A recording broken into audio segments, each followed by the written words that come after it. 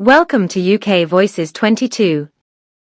When Meghan Markle took her seat on the Graham Norton Show, she expected another carefully staged platform to control her narrative, flash her trademark smile, and weave stories of grievance that have become her public hallmark. But what she didn't anticipate was a thunderous pushback from none other than Dame Helen Mirren, the Oscar-winning icon who commands respect across Britain and Hollywood alike. In an electrifying exchange that has now gone viral, Mirren cut through Meghan's polished theatrics with a simple yet devastating rebuttal that left the Duchess visibly shaken, her rehearsed charm faltering in real time.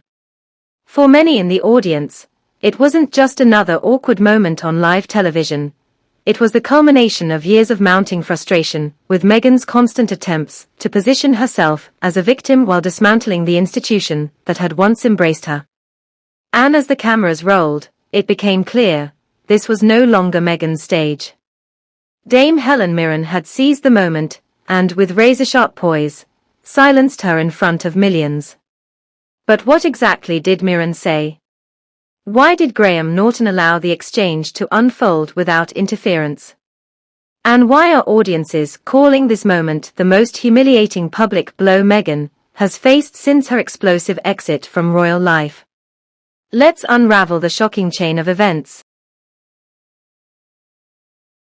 From the very first seconds of her appearance, Meghan tried to steer the conversation toward her favorite narrative, her supposed struggles inside the royal family, the lack of support, the silencing she endured. But irony struck when Dame Helen Mirren leaned forward, smiled politely, and cut in with words that pierced through the Duchess's story like a blade.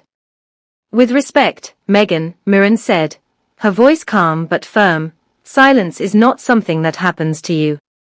Silence is something you either choose, or you break, with truth. The studio fell silent, and Meghan's rehearsed poise cracked as the audience broke into nervous laughter and scattered applause. This wasn't a careless jab. Mirren's remark carried the weight of decades of public admiration and professional integrity.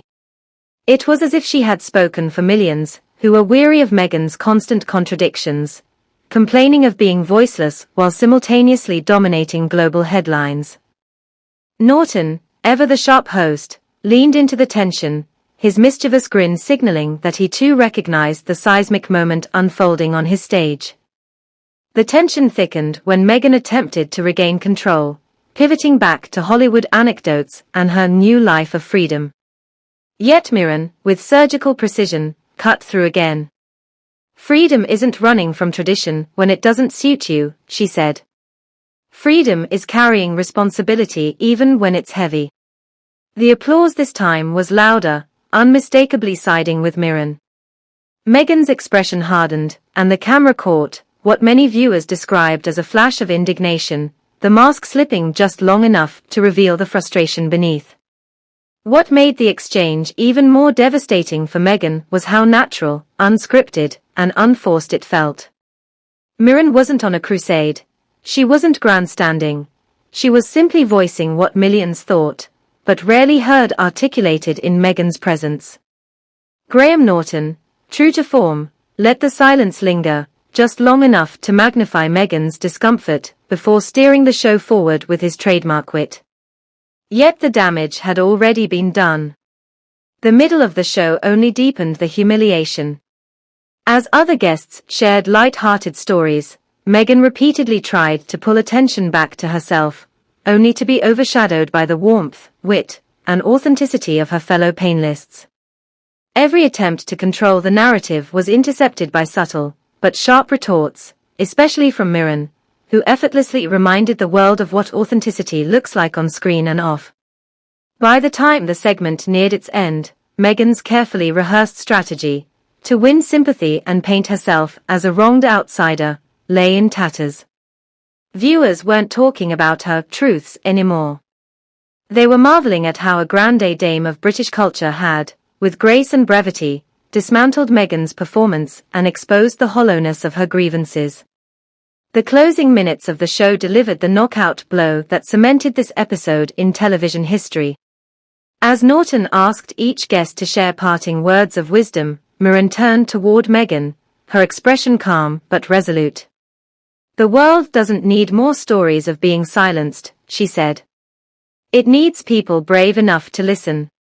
The audience erupted in applause, prolonged, standing applause that unmistakably drew a line between the dignity of Mirren and the perpetual grievance machine that Meghan had become.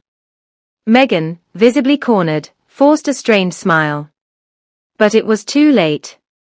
The optics were irreversible.